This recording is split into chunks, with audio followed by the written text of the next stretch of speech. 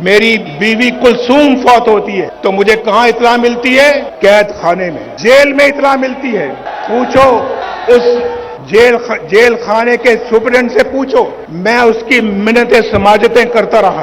देखो, मुझे अभी खबर मिली है, मैं अदालत से आ रहा हूं और वहां तो मुझे किसी ने बात नहीं करने दी, लेकिन ये बताया गया है कि वो दोबारा आईसीयू में चली गई हैं।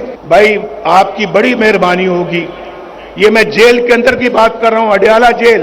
वो सुपरिटेंडेंट भी है, शायद वो आज जलसा देख रहा होगा, मेरी गुफ्तगू सुन रहा होगा। मैंने उसको कहा, मैंने कहा मेरी बात करा दो, लंदन में मेरी बात करा दो, मेरे बेटे से बात करा दो, मेरे छोटे बेटे से बात करा दो। मैं पूछना चाहता हूं कि किस हाल में है। मेरी बात उसने नहीं कराई। मैंने कहा देखो, तुम्हारे मेज के ऊपर दो फोन पड़े हैं, ये 2 मोबाइल पड़े हैं, ये 2 लैंडलाइन पड़ी है। यार, तुम एक छोटी सी कॉल मिला के मेरी बात करा सकते हो, करा दो। कहने लगा हमें इजाजत नहीं है। मैंने कहा तुम्हें इसके लिए किससे इजाजत लेने की जरूरत है? तुम्हें किससे इजाजत दरकार है? उसने कहा नहीं जी, हम नहीं करा सकते। मैं उसके कमरे से उठ के अपनी कैद खाने में चला गया दोबारा, वहां सेल में।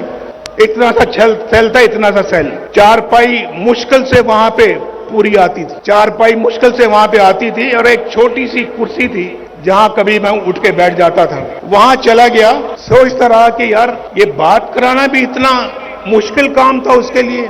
2.5 घंटों के बाद उसका नंबर 2 बंदा जो है वो मेरे पास आता है और आके कहता है कि एक बहुत बुरी खबर है आपके लिए, आपकी बीवी कुलसूम अल्लाह को प्यारी हो गई।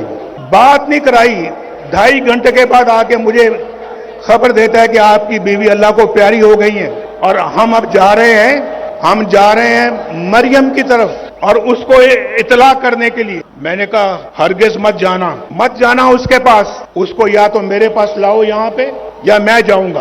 बैठी है, पूछ लें, ये खड़ी है यहाँ पे। इसका सेल कुछ फासले पे था मेरे सेल से, लेकिन हमें मिलने की इजाजत नहीं होती थी। हमारी मुलाकात एक हफ्ते में सिर्फ 1 घंटे के लिए होती थी, 1 हफ्ते में, और पास होके एक हफ्ता हम नहीं मिलते थे। तो कहने लगे, मैंने कहा मुझे साथ ले जाओ। मैं जाके इसको बताया, ये बिल्कुल बेहोश हो गई और मेरे गले लग के रोना शुरू कर दिया। तो मैं ये कहना चाह रहा हूं कि इनको जाके जब बताया तब क्या गुजरी होगी इनके ऊपर, क्या सोचा होगा कि ये हमारा अपना मुल्क है। भाई, अपना मुल्क है, मैं भी इसी वतन की मिट्टी से पैदा हुआ हूं, मैं भी एक सच्चा पाकिस्तानी हूं। पाकिस्तान की मोहब्बत मेरे सीने में है। मुझे याद आ रहा है अभी जो शहबाज शरीफ साहब ने बात की, उन्होंने कहा कि क्लिंटन हमें बहुत जोरदार तरीके से कह रहा था कि आपने एटमी धमाके नहीं करने, और दुनिया के बाकी लीडर भी रोज मुझे कई लीडरों के फोन आते थे कि आपने धमाका नहीं करना, हिंदुस्तान ने कर दिया लेकिन आपने नहीं करना। और फिर कहने लगे हम पाकिस्तान को $5 अरब देंगे। आपको मालूम है कि आज इमरान खान की, मैं नाम नहीं लेना चाहता, मैं वो फर्क मैं मलहूज़े खातिर रखना चाहता हूं जो मेरी ग्रूमिंग, मेरी ट्रेनिंग मुझे सिखाती है। मैं ऐसे माहौल में नहीं पला कि मैं गंदी बातों में टिट फॉर टैट करूं और मैं ईंट का जवाब पत्थर से दूं।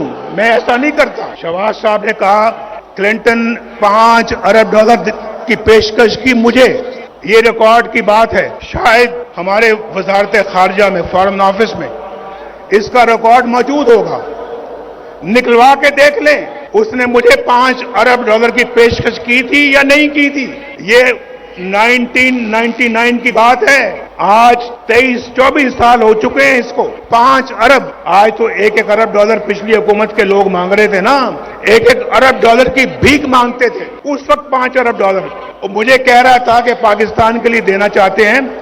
शायद कोई, अगर मैं खुद लेने वाला होता तो 1-2 अरब मुझे भी मिल जाते, वो मुझे भी 1-2 अरब कहता कि आप भी ले लें, धमाके ना करें। लेकिन भाइयों, जिस मिट्टी की मैं अभी बात कर रहा हूं, पाकिस्तान की मिट्टी से मैं पैदा हुआ हूं, उस मिट्टी और उस जमीर ने मुझे इजाजत नहीं दी कि मैं वो उसकी बात मानूं जो पाकिस्तान के मफाद के खिलाफ। दुनिया का ताकतवर तरीन सदर मुझे कह रहा है कि धमाके ना करना।